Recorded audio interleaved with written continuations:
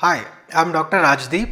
I'm a dermatologist and dermatosurgeon practicing at Charma clinic attached to Chirag hospital in JP Nagar 2nd phase, Bangalore. The most common cause of facial scars is pimples or acne, and there are other causes. They can be accidents and such. They can be surgeries on the face. So acne scars are the most difficult to treat because there are different types of scars and they're usually very deep.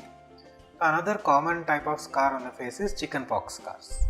So usually scars are of two types. One is called as hypertrophic, which is above the surface of the skin. The hypertrophic scars are found on the nose and chin, usually in the central part, and atrophic scars are depression from the skin, so it's like a hole. So atrophic scars are usually found on the cheeks and on the forehead, and more commonly on this temple area.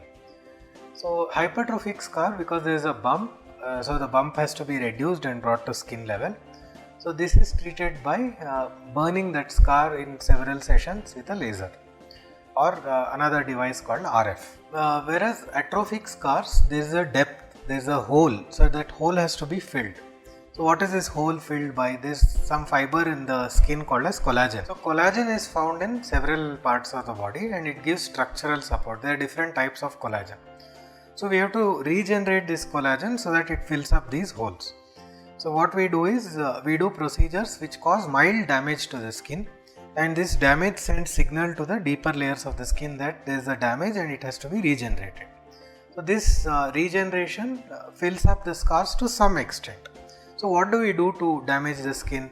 We do something called as microneedling, where instrument is with small needles is used to make holes on the skin.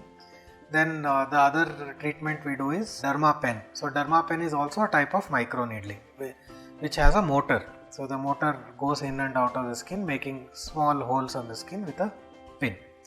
Then we use laser as well. So sometimes laser also is used to make holes in the skin. And in laser there are two types. One is ablative, one is non-ablative. Ablative means it burns the skin, so it makes holes by burning. Non-ablative is it just heats the skin from inside. It doesn't actually make a hole in the skin. And then lastly we have something called as microneedle RF, which combines microneedling and energy device. So laser is an energy device, RF is an energy device, it uses energy to heat the skin, and microneedling uses mechanical energy to make holes in the skin. So microneedling RF combines these two things. So there are needles which enter into the skin which release that RF energy and then come out.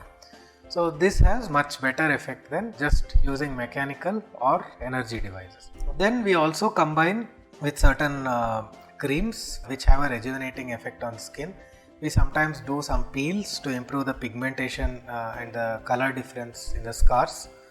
We sometimes do pigmentary lasers, like we do laser toning to improve the texture of the scars. And if it is a very isolated scar, so suppose you have chickenpox scars, so they are round, small, isolated scar, that can be removed completely by scar revision surgery. So small surgery is done, entire scar is removed and very fine stitches are put so that the new scar is not visible. Then accident scars can also be treated by plastic surgery or scar revision surgery. So surgery is usually the last option for treatment of scar, because surgery also leads to new scars. If the new scar from the surgery is going to look better than the old scar, then we do surgery.